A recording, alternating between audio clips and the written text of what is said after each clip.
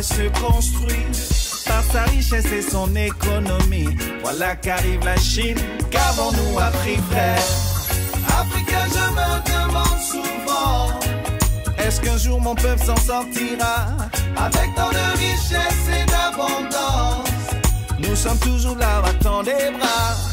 Africain, je me demande souvent. Bienvenue dans la plus grande bibliothèque du monde, The Library of Congress, la bibliothèque du Congrès américain. Que le nom ne vous effraie pas, c'est une bibliothèque qui est ouverte au grand public. Mais qu'en est-il exactement de l'intérieur? C'est ce que nous allons découvrir avec vous. So, let's get in right now.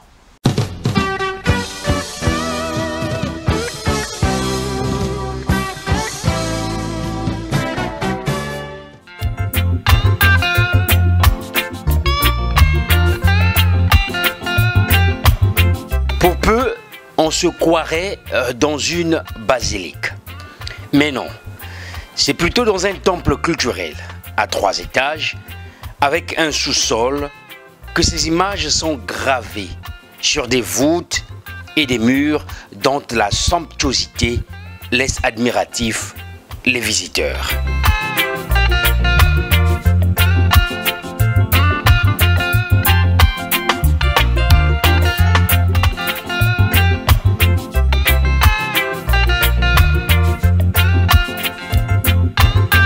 Comme vous pouvez le constater, The Library of Congress est un impressionnant bâtiment construit en marbre italien de l'intérieur et de granit de l'extérieur.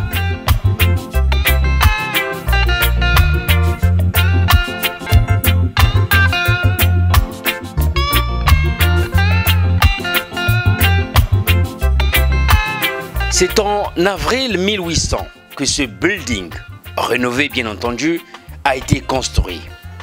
Elle est la plus vieille institution culturelle des États-Unis et est de facto la bibliothèque nationale.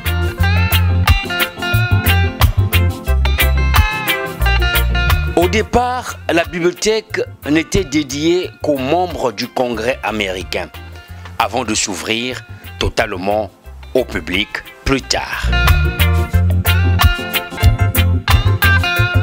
The Library of Congress comporte plusieurs salles de lecture et d'exploration, parmi lesquelles la salle Rosa Parks, première dame du mouvement des droits civils et la mère du mouvement pour la liberté des Noirs américains, salle où des photos iconiques sont exposées.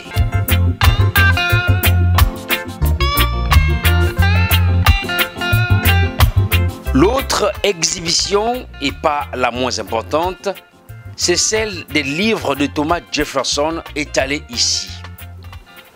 C'est ce dernier, en effet, qui a redonné vie au Library of Congress en lui soldant toute sa bibliothèque avec près de 6500 livres.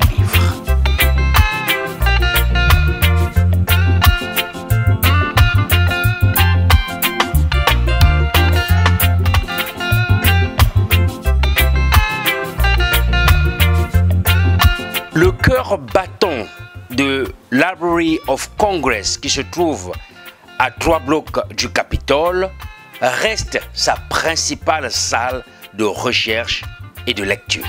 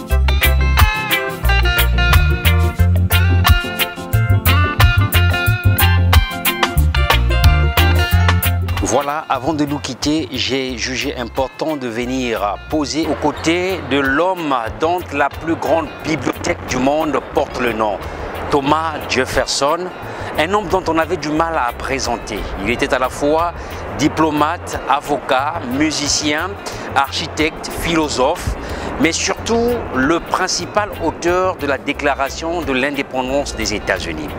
C'est par ce petit extrait biographique du 3e président des États-Unis que je me dois de vous souhaiter une excellente journée.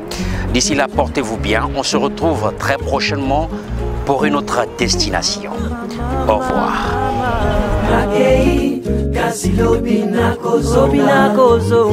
Mopembo ezali ndeli wateo